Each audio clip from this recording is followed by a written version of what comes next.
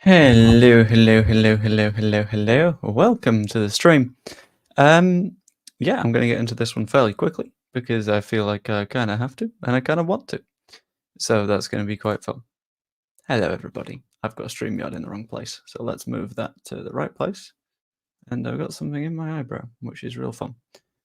So in the stream, I'm going to cover the very, very basics because it's a quite simple story that I'm going to just get us through. So basically, Leeds United are looking for more great deals in this transfer window because of course we are, because why wouldn't we? Because it would massively work against us if we were looking for crap deals. That would be very silly of us, wouldn't it? And so far, this window, what we have tended to do is look at sort of the best of the Championship when it comes to considering moves for players. So, for example, one of the best centre-backs in the Championship last season, Joe Rodon, we signed him. Admittedly, that was permanently rather than what it was before, but we still signed him. We took a look at Rome. We took a look at Callum O'Hare. Didn't get those jobs done. But the current rumour that we are reportedly taking a look at is Gus Hamer, as we are going to talk about Leeds United's Gus Hamer update. And to update you fine folks in the stream, basically, this isn't going to be as long as the other streams, and you might notice that the ring light isn't all the way on. That would be because I have a monster of a headache and I'm very, very tired. So I will be doing this stream. It won't take very long. We'll do Questions Corner, which won't take too long, and then I'll be calling it there. But we're going to get through all the important news sharpish because we need to talk about what's happened today. So what has happened today is that we have discovered that Leeds United had a bid rejected for Gus Hamer.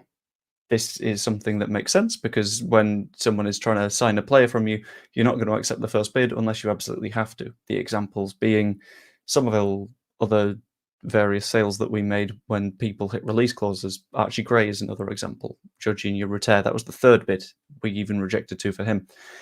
So this was fine, and everyone was like, yeah, cool. We've had a bid rejected. That's completely fine and normal. And word came out that Leeds United had offered £13 million to sign Gus Hamer, which is, I think, a reasonable sum of money to pay for Gus Hamer because he's someone that came down from the Premier League, isn't necessarily brilliant, but does sort of a job in the Championship. Well, he probably does a very good job in the Championship, but Sheffield United haven't really found that out so far this season. And in addition to that, there is another club in for the move. The word that I'd heard was one club were ridiculously close to signing him, like a hair's breadth of the value that Sheffield United wanted, and one club had bid about £13 million, which wasn't quite close enough. Word came out that we were the ones that had offered £13 million, and that makes some sense. But we have had a more recent update from Adam Pope, good old Popey at the BBC. We love a bit of Adam Pope, fantastic dude. And he stated in a recent tweet that the Whites were unlikely to go back in for Hamer. You timed that really, really, really badly, Hannah. Because I would also quite like Hamer at Leeds, but that one looks like it isn't necessarily going to happen because, as mentioned, Leeds United are looking unlikely to go back in to sign Hamer. So this, I think, makes a little bit of sense. If you're looking at the situation from a wider lens, which I think we all sort of should do when going into these transfers, I know it's very easy to bring like your emotionality into it, but this is also a wild, silly allegation. Let's not do that to someone who is genuinely a pretty sound guy in terms of Adam Pope. Let's not. But when it comes to this move as a whole, you need to look at it as a perspective of Sheffield United have come down and will want to be getting promoted as soon as feasibly possible. That is without a doubt. Sheffield United will want to be going back up, which means that they need talented players. At the same time, Sheffield United know that Leeds have quite a lot of money because we've done a fair bit of selling this summer. So that's going to push the price even higher. You got two things at once that are building and building and building and sort of increasing the potential price point that we would have been looking at. Yeah, that's not on. You can get banned. Thank you very much. Let's go with that, shall we? No, I wouldn't have said the same for Prince Andrew, thank you very much, because one of them is a person that I have talked to and think is a sound guy. One of them, maybe not the same. Anyway, beyond all of the someone being a shit in the chat. Um, I've lost where I was. Yeah. So you've got the fact that Sheffield United are a promotion rival, which makes things a little bit trickier for us. You've got the fact that Sheffield United are also a sort of local rival. It's the biggest club in South Yorkshire and the biggest club in West Yorkshire. You can see why there's a little bit of an argument going on there. Add on to the fact that they know that we've got cash, add on to the fact that they don't necessarily need to sell. Yes, they're not financially the most healthy or fine, but it's still not looking ideal for them.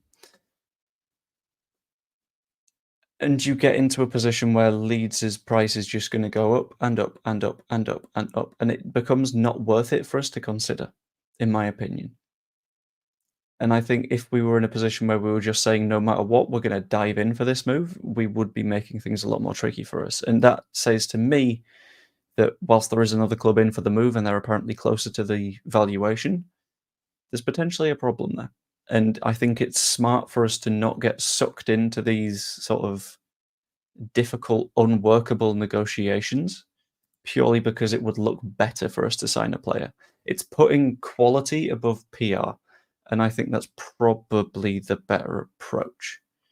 And it means that at the end of the day, it's like we're not out of potential to look in other directions to sign players at all, right? So, for example, we've had the discussion on Ilan Cabal recently. Paris FC, number 10. I've heard weird reports that he's already in the building at Leeds and there's going to be a big announcement of Solomon and Cabal and whoever else we sign. That would be wild, and I would not hugely understand why we would do that, but it's something that could happen. And if it does happen, that'd be fantastic. But Ilan Cabal, I think, will be a really good signing. I don't know if he's quite the same level as Hamer, but he's not been challenged in the same way, which kind of makes sense.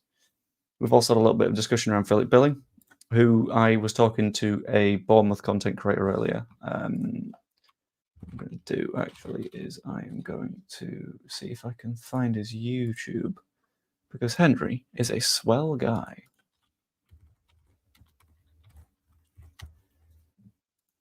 Spell that one wrong. There we go. Yeah, if anyone's got a spare moment, I know you might not necessarily be a fan of Bournemouth. Probably not if you're here. But go over and subscribe to Henry. He's a great dude. But yeah, Billing is also something doable. We've heard news about him both from our side and from Burnley's side, which makes things really interesting, and it says there's potentially something going on there. So I would hope that that is something that we are able to sort of generate, because he's a very good player. But at the same time, it's not the biggest problem if he doesn't come. I'm sure there's targets all over the shop. And maybe I saw this one on Just Joe's stream earlier. Maybe there's a chance that we don't get a number 10 at all, which is completely fair, I think. Like, if you look at it from a distance, our number 10 options are Brendan Aronson, who was really good, potentially Mana Solomon, who is solid in the 10. Nonto can play centrally fairly decently as well. I think Ramazani can play across the line. It's a situation where whoever's playing at the 10 will be drifting wide anyway, so you can probably do a little bit of everything. And that's not necessarily a problem. I think that works to our advantage in a way that we've not really spotted yet, which should be really, really good for us, I think. It would be good to have a 10, don't get me wrong. No matter what, I think we need at least 2 more signings in this window. That would be fantastic, and that's including Mana Solomon. If we don't get Solomon, could do with 3. But at the same time, I think there's a good chance. I think there's a good chance that we might not necessarily get a 10 because we've got enough players for that 3 behind the centre forward, which is interesting. But having said that, I'm going to have a quick saunter over to Questions Corner, because as always, we love a bit of Questions Corner.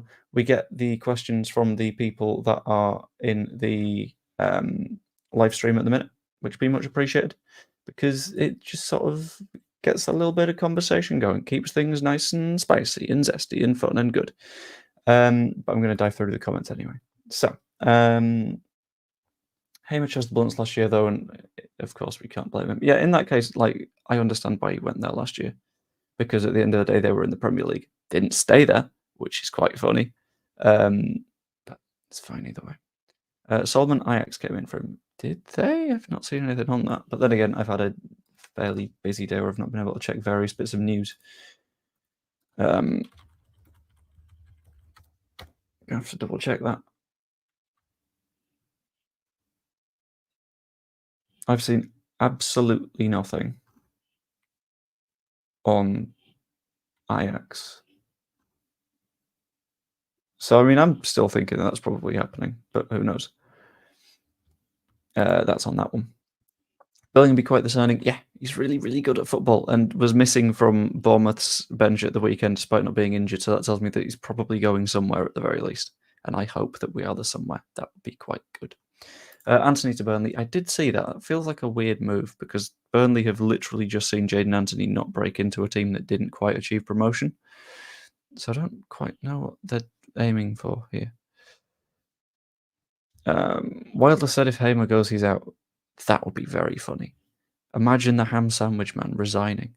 Oh, delicious. Ads will run shortly for some viewers. Thank you very much, YouTube. I will do that thing again where I press the ad button, but all you have to do is click on it and then swipe back because it's better for me and you and YouTube, and it just makes the advertiser pay more money. So that'd be appreciated. Also, tell me what ad you get. I'm always very, very interested. Bosh. Cool. We keep hearing about Doable, then getting no one. Does it seem familiar? I mean, not that familiar. Like, we did a hell of a lot of business in the last transfer window. A lot of it was late on. I wouldn't have necessarily considered Manor Solomon doing, but it looks like he's coming in through the door, which is nice. Ramazani, I wouldn't have thought we were signing. Didn't seem super doable. Ended up doable. Turns out you can look a little bit above the word doable and still potentially sign those players. It's great. Win-win, really. We wind up Wilder, and even if we don't get him, Heyman moves and weaken them anyway, but mostly pisses off Wilder. I think that's the funny part. The ham sandwich man being upset. Delicious. Rumours of Bamford being sold or having contract terminated. Do we then need a 9? If we were to sell him, I think maybe, but I don't think that is going to happen. I've not seen anything actually solid on any of that. The extent of what I've seen on it is like some people who don't like Patrick Bamford anyway are essentially just saying the words, oh, but is Bamford going because of his contract? That's not going to happen, is it? Realistically. The people that are saying that are people that already didn't want Pat Bamford in the club, as a rule of thumb. And that means that in terms of being a source, they're probably not super reliable because they've got one outcome that they want above all of the others, and that is no more Bamford. Dario Osorio, I have no idea who you're talking about. I'll have a quick Google. He's a Chilean footballer currently playing for Midtjylland and the Chilean national team. Right winger. He's got the sort of immediate Wikipedia page of someone that I'd be very interested in a signing, but I don't know anything about his numbers. Would Hamer be straight in for Gruev, or would it be a 4-3-3 with Gruev, Ampadu, and Hamer? I'm not sure. I think it'd be a situation like Ramazani where they've got to sort of force their way into the team. It wouldn't be an immediate thing. It would take a bit of time in training and stuff to sneak on by, just because that makes a little bit more sense to me. There's no way that you just sort of push your way into a team that's just won 2-0 against Sheffield Wednesday and should have hammered them even harder. It'd be a bit wild. Osorio has played 23 for Midtjylland and scored 8, which tells me he's potentially quite a good player, and I wouldn't really mind him. But he's also been reported as being on Liverpool's radar, so that'd be a wild take. Do you think we can get the Solomon deal done, or is it dead in the water? I've not seen anything saying that he's failed a medical, and I think from the Spurs side, we would have probably heard something about it not having worked out by now. But who knows? I don't think he would have failed a medical and had it not come out yet, is my main point on that one, I think. No problem. And indeed, Pigeon. Hi, see that you're early. I am. It's because tired and headachy and cannot do full-on late-night leads. So we're doing sort of early nighttime leads instead, which hopefully you guys are okay with. Should be pretty good. Roland Salai, Luca Nets, Philip Billing would be a nice end to the window. I think that would be a perfect end to the window, but I don't think it's the most doable of things. If Burnley get promotion, Anthony's £10 million. That's a lot of money, though. 10 million quid for Jaden Anthony. Feels a bit wild. Has Bakery Boy fallen through yet? I thought it fell through a few days ago, and then some people seem to be keeping the rumour up, which is odd. And I'm not entirely sure why, but it might just be people that are sort of like, oh, we've tied ourselves to this particular mast now. Let's keep pushing the Lubicic thing, which some people do, but I've got no idea. I lean towards probably not getting Bakery Boy. Here I'll go to bottom half Prem Club. I think probably, yeah. TNT Sports had Decathlon ad. There was a Domino's earlier on as well. We do need more than a decent signing to a day to get what we need. I'm starting to get scratchy. Do we? I think what we need is left back, centre mid, 10.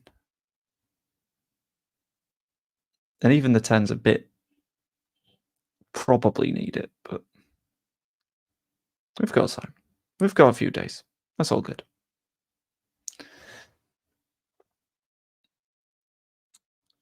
Bamford's a great role model for the youth players coming through. They'll learn a lot from him. Yeah, I mean, just look at the way that Mateo Joseph plays. Just look at it. Look at his movement and tell me that that isn't just dragged from the Patrick Bamford playbook. It is. That's the way that, and he himself has said that he's been learning from Bamford in terms of movement and stuff like that. It's brilliant. And the fact is, when you have a player, you don't just have them to be on the pitch. You have them for things like training and coaching younger players. And I think having an experienced and reasonable quality player like Bamford in the squad right now is good, because we've got a hell of a lot of young players that need to do a hell of a lot of learning very, very quickly. And I think we're in a good position to have someone that is actually capable of doing that. So we'll find out. Salmon, not Solomon, deal off going to Ajax. I've not seen anything on Solomon to Ajax at all. Why are people saying Solomon to Ajax? Last word on Spurs. Ajax have shown some. I used to write for a thing called Last Word on Football. That's very weird. They're completely unaffiliated. Ajax have shown some interest in Solomon, who is currently in the middle of a protracted loan to Leeds that is yet to be sealed in recent days.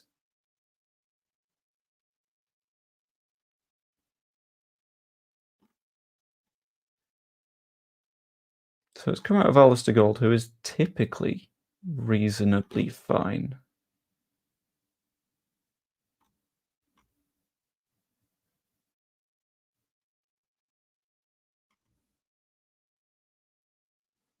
Yeah, it looks like it's just saying that they've got some interest. So I'm not super scared yet, but I'd like us to get a shift on ideally. That would be quite good. This is what we're covering on this one. Yeah. There we go. Fantastic.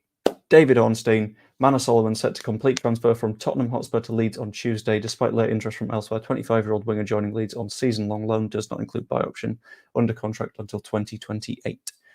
From The Athletic. What I'm going to do, actually, is I'm going to transform this. We are going to do a video recording sesh.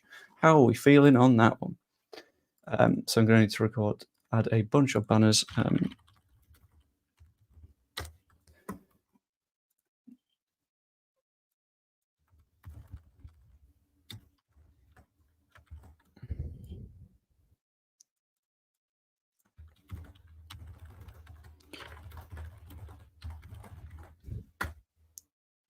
Right, let's edit that.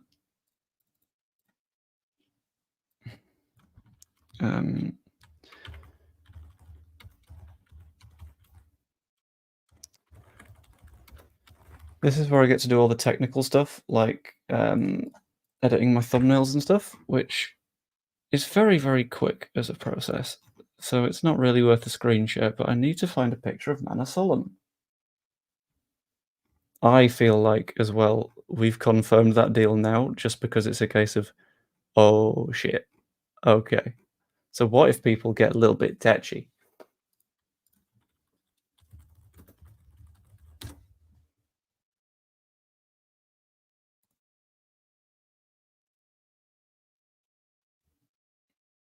Has he scored a goal in a Spurs shirt? Because I need to find him celebrating.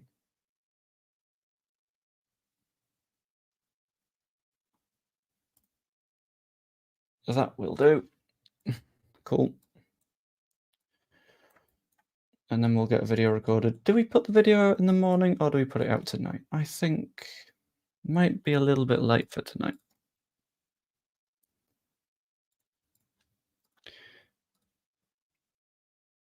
What I'll do is I'll do what I normally do. I will record the video now, but you guys will obviously see it. Edit it down, release it tomorrow at the normal time, but as always, it'll be available for members early because I just feel like that's right, you know? Cool.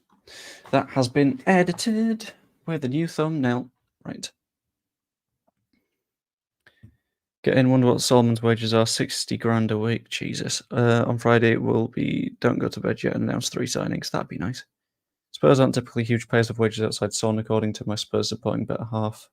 I know you're not keen, but I like the look of Lubicic. I like the look of not doing hate crimes.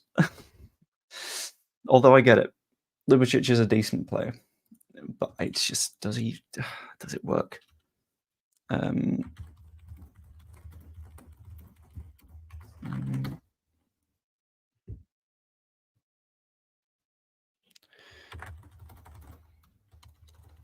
Hugely transformative.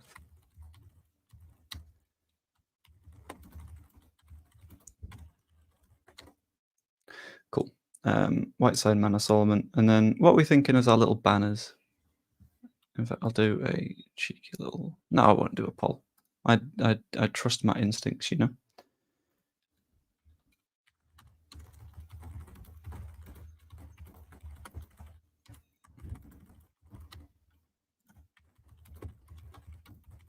Right, who confirmed it? What does the deal look like? What else do we need to ask? How does Solomon play? Is he good enough? And then, shall we do a cheeky little questions corner? I think we shall. What do you think?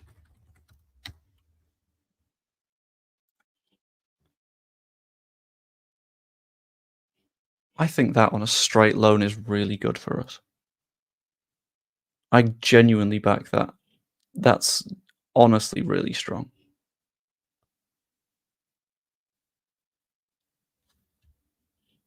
Big fan of that move, I'll be honest with you. Right, let's see if anything else has popped up in the chat. Bank holidays throwing me. I was thinking it was Sunday, and why was it going to be 2 days? That's a good point. Assuming he can stay fit is an excellent signing. Also a good point. Hello, Matt. How are you doing?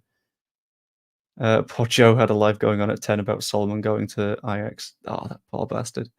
I'll do a redirect at the end of this stream that goes in his direction. If, of course, he's streaming at 10 still. I don't know whether or not that'll work, but we'll find out. Work out how much it costs us. If he's on 60k a week, in fact, I'll check Apology because that tends to be quite good. Premier League.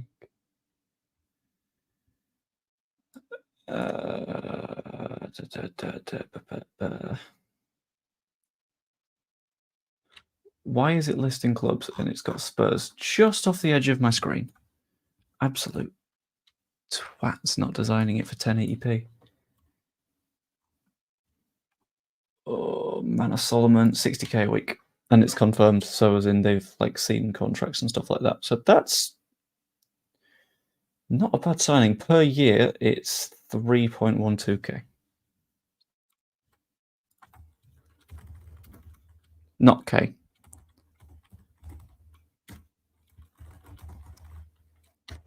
And then I'll say it's unknown if there's a loan fee, because we don't know if there's a loan fee, because that makes it complicated, doesn't it? Cool. Right. Okay.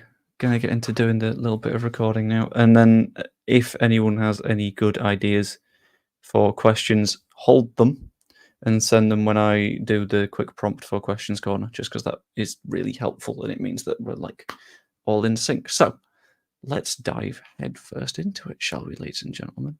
Be a bit less because it's like a 10-month loan. That is a good point. So we'll take a sixth off, 2.5 million.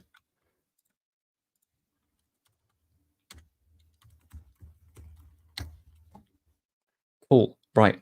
Gonna dive into doing the recording a bit now. Someone is gonna need to remind me at the end of the recording that it's 26 minutes. That I'm starting doing the recording bit. I'm really glad that this happened whilst I was already recording because it saved me so much time. Oh dear. Right. Indeed, we are talking Solomon. So, test, words, test words. Leeds United have secured a new signing that could honestly, in my opinion, be hugely transformative to the way that we play. Now, for pure clarity and stuff, I'm currently streaming whilst I'm recording this. It was announced as I was like 20 minutes into a stream, and it seems like the perfect time to record a video. So we will hop into Questions Corner later on. But if you see me streaming at some point, pop along. Be much appreciated. But it has now been borderline confirmed, not by the club, but by a lot of journalists that know their stuff, that Leeds United have signed Manor Solomon. Again, this isn't an official thing yet, but he is set to confirm his signing tomorrow or today, depending on when you're watching this, Tuesday. And it has been confirmed by actual reliable sources. Example, David Ornstein, who honestly knows his stuff, will not tweet things out unless he actually knows the things, which is genuinely very good for us because it means that we've got this deal across the line. And in my opinion, this is an excellent deal, but we'll get into that in a little bit more detail later on. First, we need to discuss what exactly the deal looks like, all of the individual details that we are aware of at the moment, and primarily,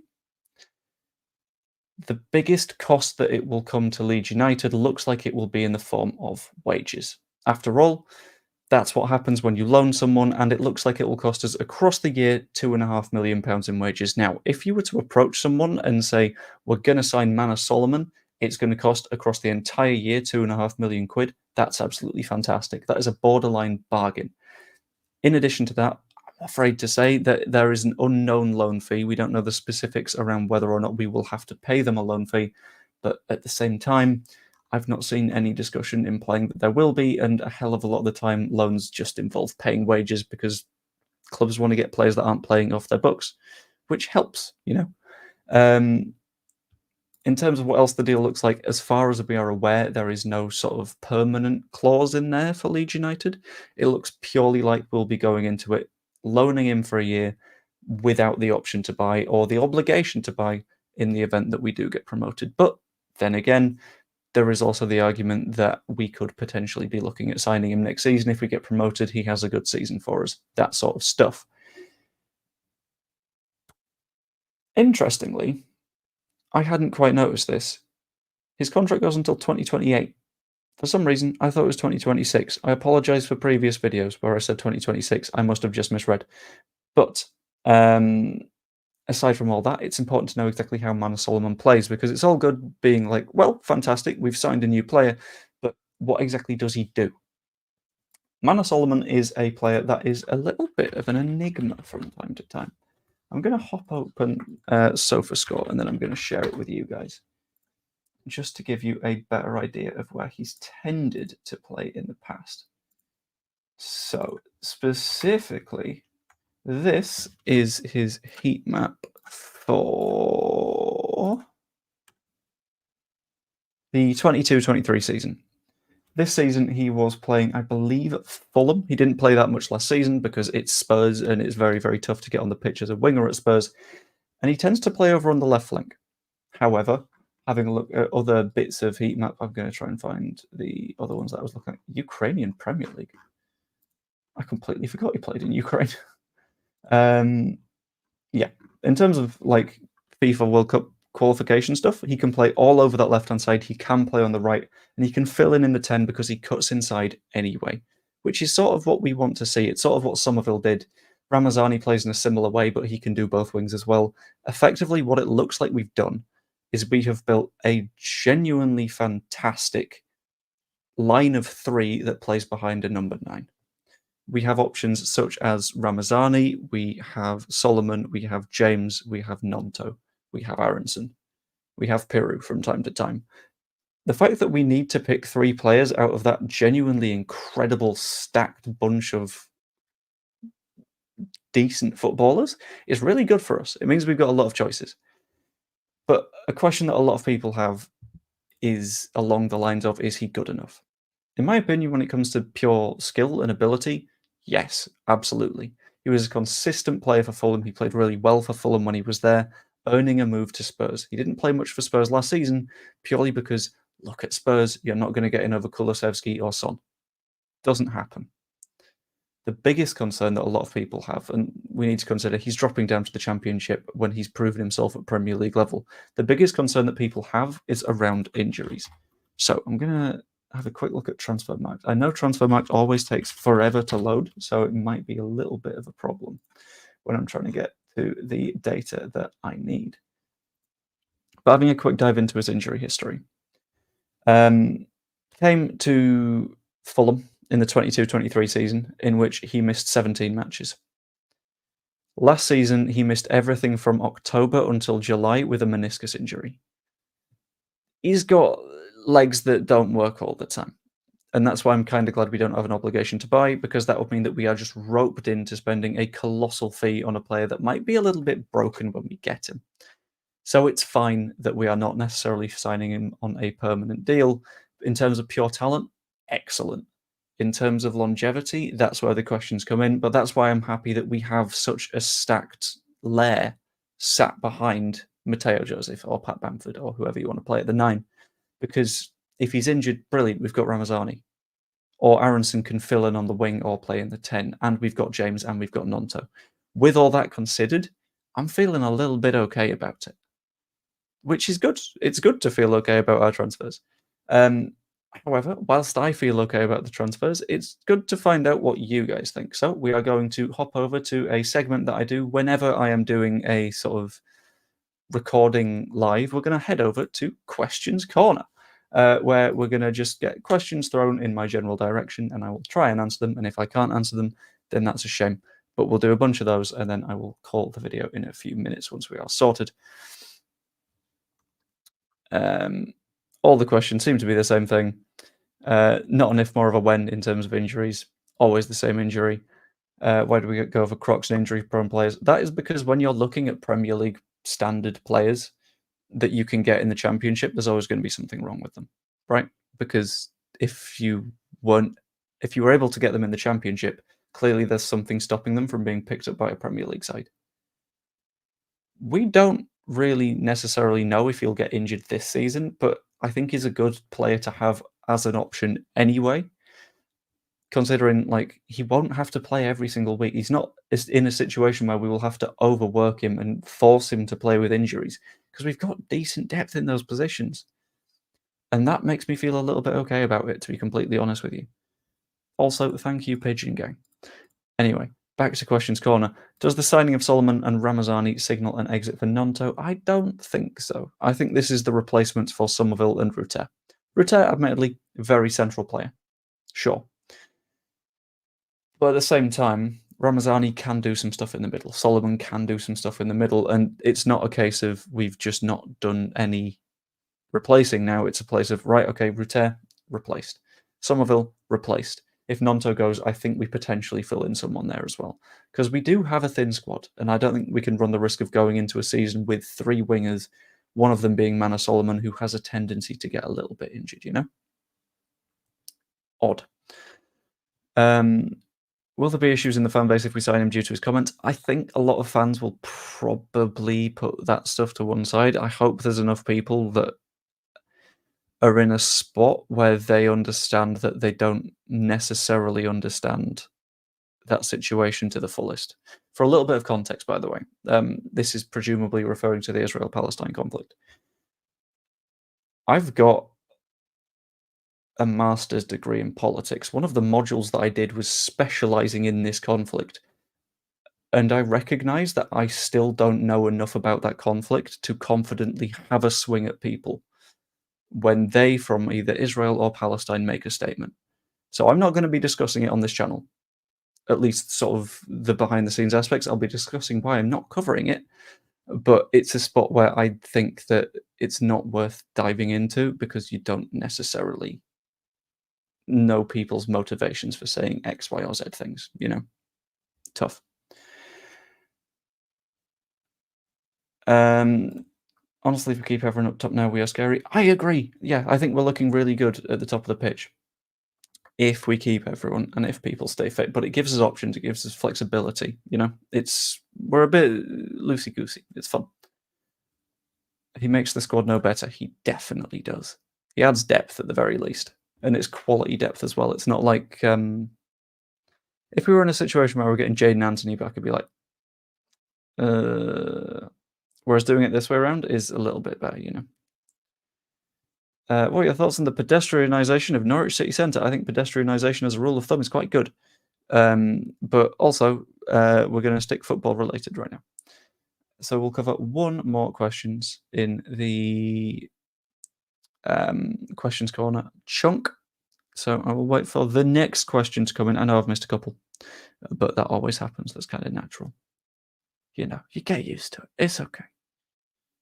I do enough questions corners. Eventually, I will cover as many questions as I can, especially on more quiet streams. But I've just noticed there's about 400 of you here, which is terrifying. But thank you for popping in.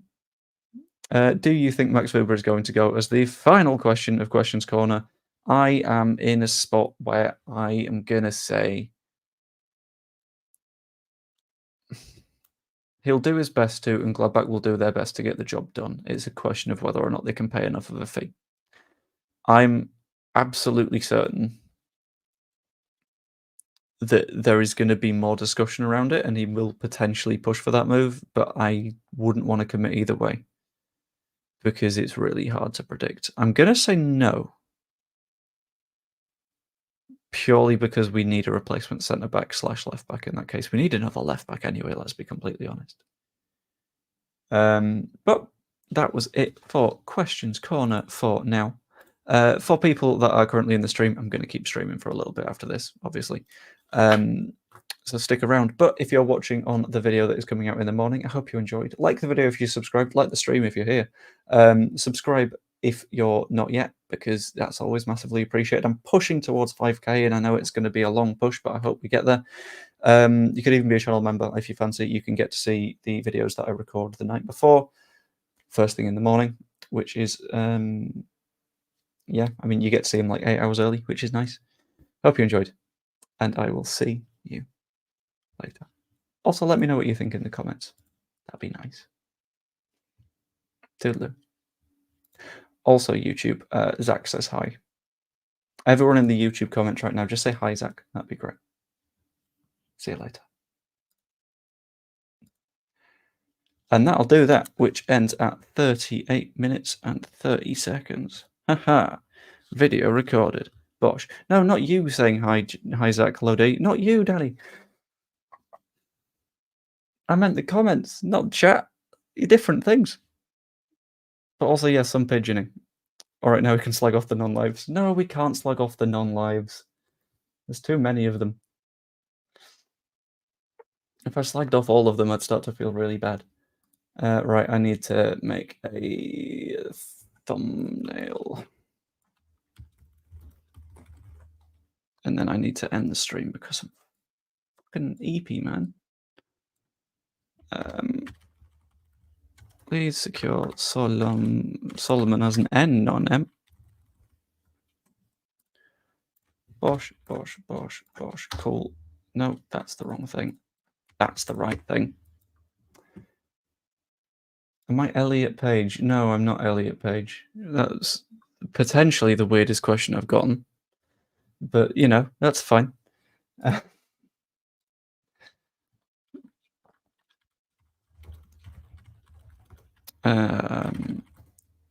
Let's find a nice happy picture of Manor Solomon, shall we? Just because that makes things vastly easier when it comes to editing a thumbnail.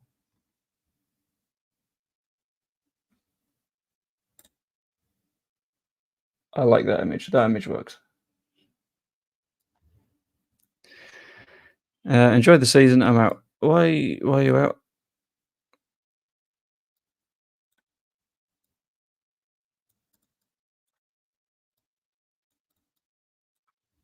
Okay, edit image, background remover.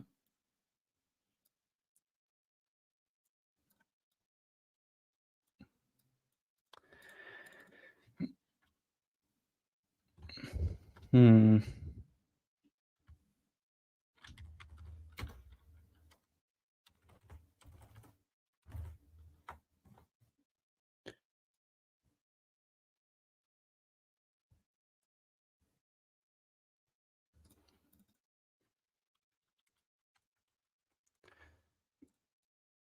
Put that up there. Make Manor Solomon a little bit shorter.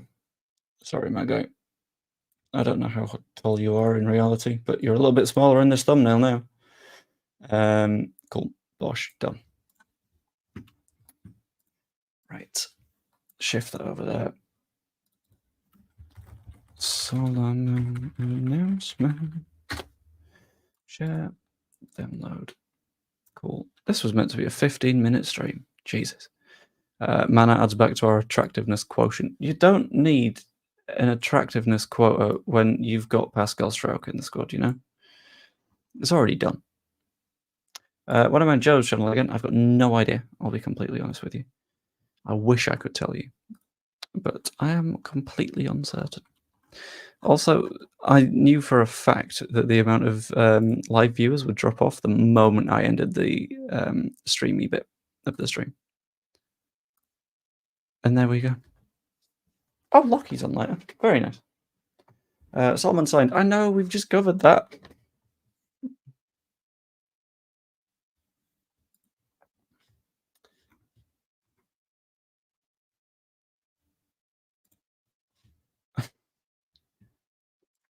Yeah, none of this is true, considering, first up, he's on 60k a week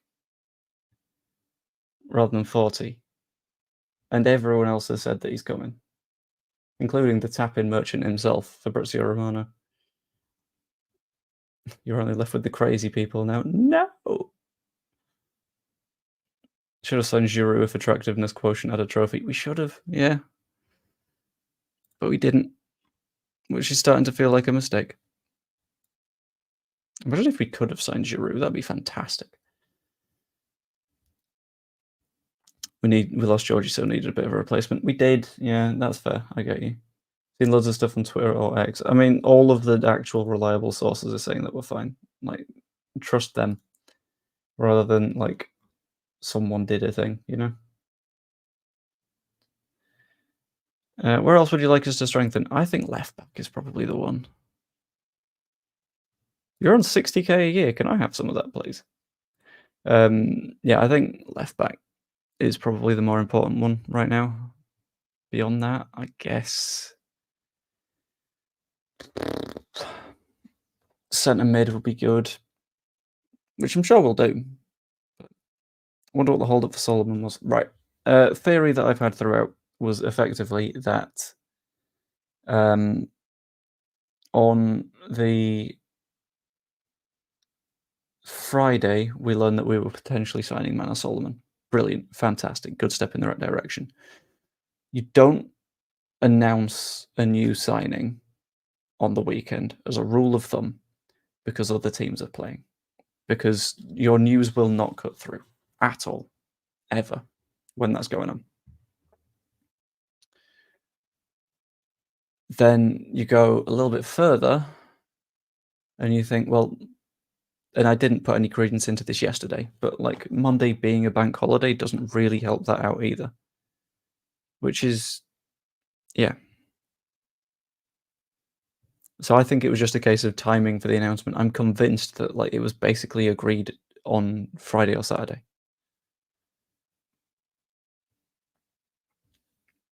I don't think they were up for the bank holidays, especially since we saw that thing about what's his bloody name? Started the stream with him. Hamer, that's the one. Yeah, especially considering the Hamer stuff. Like, yeah. If we're making moves for Hamer, then that's not going to have happened. Because Spurs wanted add-ons. I don't know. Especially since like there's not even like a mandatory or optional fee. Also, thank you for the super chat. That's really appreciated. If we're top of the league by a fair bit in January, I hope we sell Firpo and replace him. I don't think he's good enough for the Premier League, and he's on 60 grand a week too. Is he? That doesn't sound right at all. Also, I think the issue with Firpo was that he didn't play that much under Bielsa, and then he played under Marsh where no one looked good defensively. Ever since he's played consistent football under a reasonably competent manager, he's been fine. Ladgy's smiles and manners are wonderful. Yeah, I like Ladgy. I would do a little watch along of his announcement video because it was really nice, but I don't want to kill my channel, I'll be honest with you, and I don't know how copyrighted or uncopyrighted that music is. Yeah, I don't think Firpo's on 60 a week. That'd be stupid. I'm going to check with Capology, though, because that tends to be reasonably accurate. Capology says that he is on 60k a week, but I'm going to click into it. Yeah, he won't be. Because we know that everyone in the squad got like 45% off their wages upon relegation, and it didn't shift down in the season we got relegated. So take about 45% off, it's 33k a week, which is fair. Well, I say fair. All footballers pay too much, but it's more reasonable, you know. Vardy was on over 100k a week last season. I think he was on 140, if I remember right, which is nuts. That's genuinely chaotic amounts of money. Any updates on Cabal? Sadly not. And with the confirmed signing of Solomon, the likelihood is going down, but it's hard to say. Also, it's doing the ad things again. Sorry.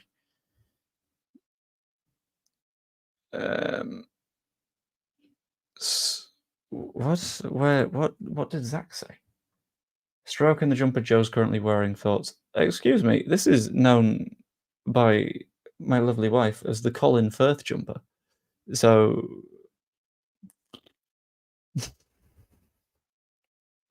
named as such for the film Love Actually. At least I think he wears a turtleneck in Love Actually.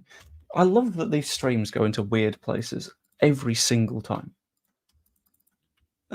So the jumper's class. I know I saw that a little bit too late. I'm sorry.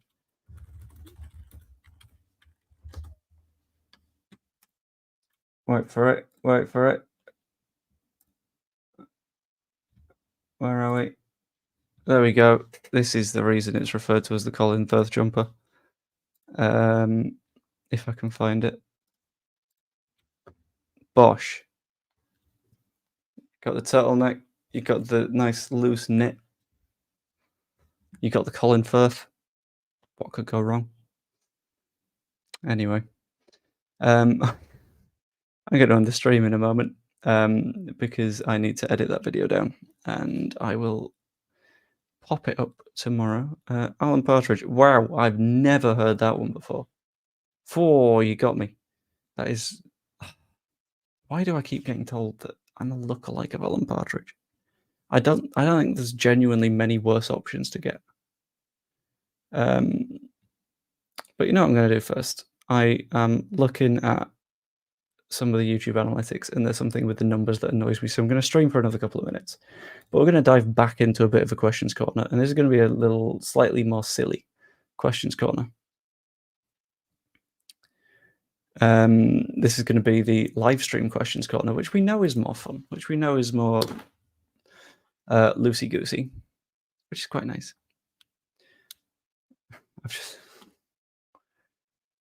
Hold on, where was that message? Where's it gone? I can't find it. Would you rather have a shark's teeth or a shark's fin? Oh, Christ. It's genuinely a really good start to Questions Corner. Teeth. Because sharks grow their teeth back. So imagine what you could eat knowing that it wouldn't be consequences. Brilliant. Joe, not a question. Keep up the good work. Thank you very much, Danny. I appreciate that. Will Leeds go back for Hamer? I don't think so. I don't think it's looking that way at all, to be completely honest with you. The general direction that it looks like Hamer is taking is no, because I think we put in an initial bid, which tells me we might still be in for a 10. We're told no, and then we were like, right, okay, that's fine, and then we moved on, which is a sensible thing to do, because odds are we put in the bid, Sheffield United was like, no, we need this much, and then we heard this much is a huge, obscene amount of number, and we went, actually, no. It's just a 1-to-1, actually. Hey. Also, if I remember right, the line is no luck catching them Swans then, so close, very close. Thoughts on Josh Sargent as a target? I'm not trying to dodge this one. I don't think we'll be looking at Josh Sargent. I don't think he adds what we need to add right now. We need creative passing, and I don't think that's what Sargent necessarily does. Well, I'm happy to be corrected if it turns out that he's actually really good at that, but it's hard to say. Will we win on Saturday? Oh, can I answer this on Friday? Yeah, that's what I'll do. I will answer this on Friday in my transfer deadline day stream. Ho-ho. There we go. Let's sprinkle a little teaser in there. Yeah, I'll be doing a deadline day stream. And I will probably discuss it there because we'll know who Hull have, we'll know who we have, and that'll make things significantly easier to actually discuss. Yeah. Where was I? Yeah, we've already basically said we're not going to go in for another bid for Hamer, which makes sense, to be honest. Leeds and Burnley being linked with Danny Ings? No. No. People complain at Pat Bamford for being too injury prone. If you think Bamford is too injury prone, I would hate to see you dealing with Danny Ings. Absolutely not. No. Bad call. Very bad call. What am I doing with the rest of my evening? I am editing that video, then I'm going to sleep. Because I started the stream with a real bad headache. And I was going to end the stream. Let's have a look at the time. Half an hour ago. And then we discovered that Solomon was confirmed as coming to Leeds, which sort of changed the plan, which is fun. Yeah. Do you think Cantwell could be a long shot if other targets don't materialise? Cantwell will not come to Leeds United. I do not believe Cantwell will ever play under Daniel Farke again, because I know they had a big old fallout, and I learned what the cause of the fallout was, and they will not be in the same squad again. I'm absolutely certain of that. Plus, I'm not that much of a fan of Cantwell. He reminds me too much of Prince Charming from Shrek. You know? It just, no. Anyone that looks like a character from a DreamWorks film, don't know if I trust him. Wait, shit, do I look like a villain from a DreamWorks film? Shit, I need to look through DreamWorks films to make sure that I don't look like a DreamWorks villain. Fairly safe on Lord Farquaad, I would hope.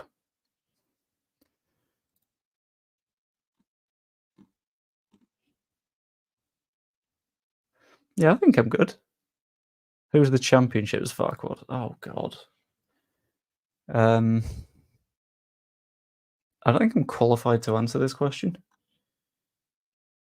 Because they need to be really short and have the worst trim possible.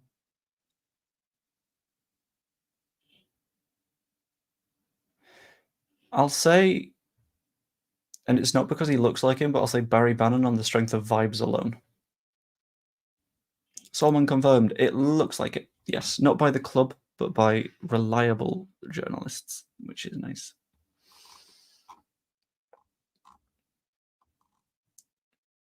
Who else is a DreamWorks villain?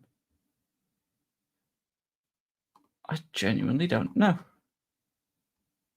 Apparently there's a DreamWorks film called The Rat King from the Penguins of Madagascar. Okay, yeah, why not? Fantastic. I would quite like Constant Elias. That would be fantastic, but we don't know. Chris Wilder. Yeah. Chris Wilder is a Lord of Farquaad, and that's what we'll go with. But anyway, I hope you enjoyed this stream. If you did, please pop a like on it. That's always massively appreciated. Subscribe if you're not yet. You could even be a channel member. 99p, and the video that I recorded just then will be available to channel members from basically the moment I upload it, exclusively for them until about 7 a.m. tomorrow. So there's benefits to it and everything. Yeah. I'm going to end the stream. It's going to redirect you over to Joe's channel, who isn't streaming yet, but that's fine. But once you go over there, and I know for a fact that once you enter a StreamYard channel, you get to see all of what chat has said already. Can we go over there and just shout Pigeon Raid? Just Pigeon Raid. No more details. Pigeon Raid. That'd be appreciated. So get around the stream now. Hope you enjoyed. Like, subscribe, channel member, all that fun stuff, all the call to action things. And I will see you later. Toodaloo.